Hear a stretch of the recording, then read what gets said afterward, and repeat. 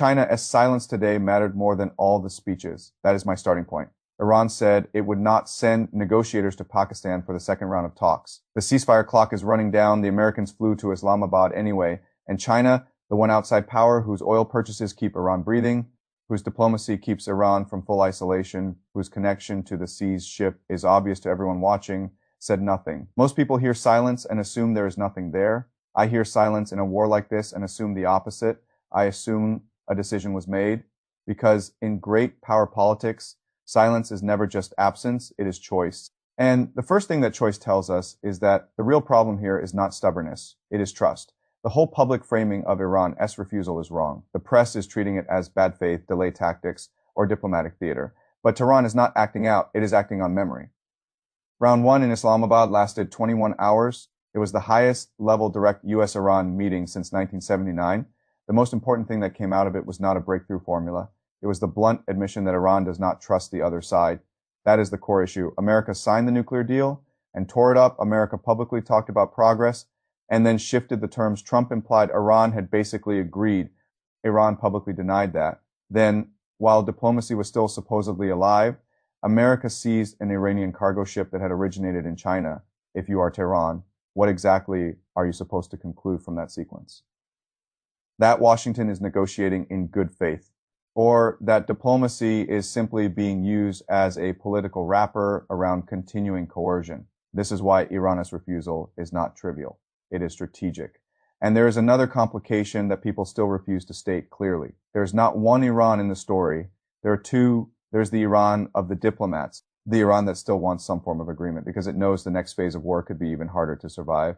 And there is the Iran of the IRGC, the security state, the Iran that saw the ship seizure and heard only one message: America still thinks force matters more than trust.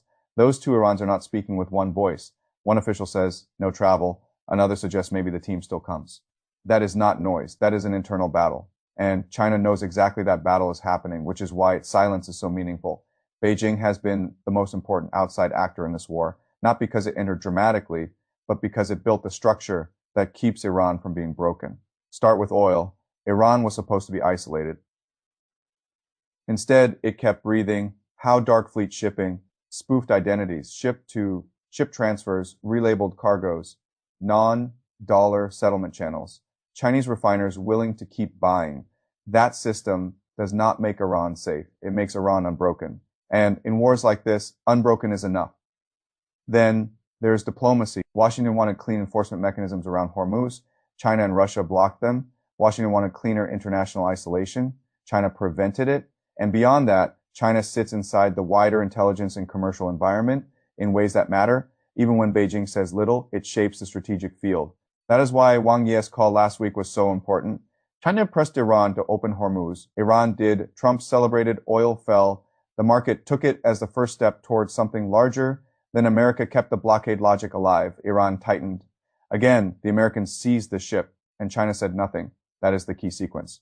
China asked for movement. Iran provided movement. America did not convert that movement into trust. It converted it into another demonstration of force. Then Beijing went quiet. That quiet is not indifference. It is calculation. If China publicly protests the seizure, it drags itself into a direct confrontation with Washington before a summit both sides still want. If China publicly pressures Iran back to the table, it assumes ownership of whatever comes next. If the talks fail again, or if Washington shifts the terms again, Beijing shares the blame. China does not want responsibility. It wants leverage. It wants credit. A deal emerges. It does not want to become the guarantor of a process it cannot control. So it says nothing.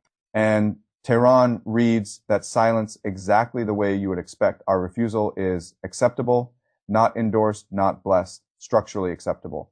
That is what I mean when I say silence can be louder than speeches. China's silence tells Iran that Beijing currently prefers ambiguity to a rushed agreement on Washington's terms.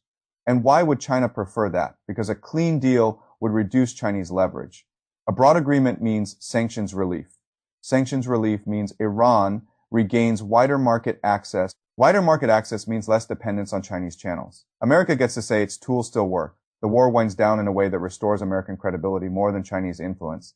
That is not Beijing's ideal outcome. Beijing's better outcome is a long, expensive, unresolved war that weakens America, keeps Iran dependent. preserves China's role as indispensable buyer and quiet protector, and allows Beijing to look responsible without actually sacrificing its relationship with Tehran. That is why the current state of the war may suit China better than a clean agreement does. Unresolved, costly for Washington, survivable for Tehran, useful for Beijing. And hanging above all of it is the Trump-Xi summit. Every Chinese move is being weighed against whether it makes that summit easier or harder.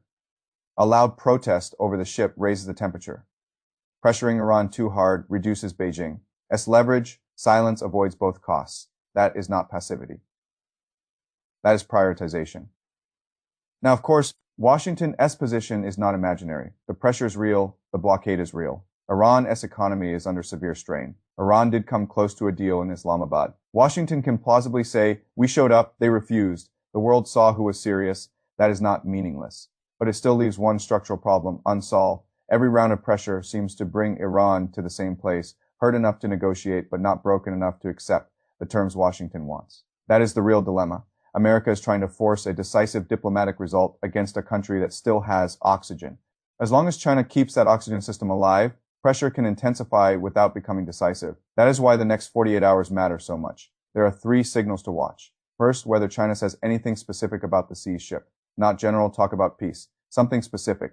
If it stays silent, ambiguity still serves Beijing better than confrontation. Second, whether Wang Yi calls Arakchi again before Wednesday. If he does, Beijing may have decided a deal, now serves it better than continued limbo. If he does not, then Beijing likely still prefers the current unresolved structure. Third, what Iran actually does, not what one spokesman says. If a delegation still arrives, diplomatic Iran won for now. If nobody comes, the hardline camp won. And if the hardline camp wins while China stays silent, then you have your answer. China's silence was not empty. It was the loudest signal in the negotiation. Not because Beijing spoke, because it chose not to. And in a war like this, that choice is never neutral.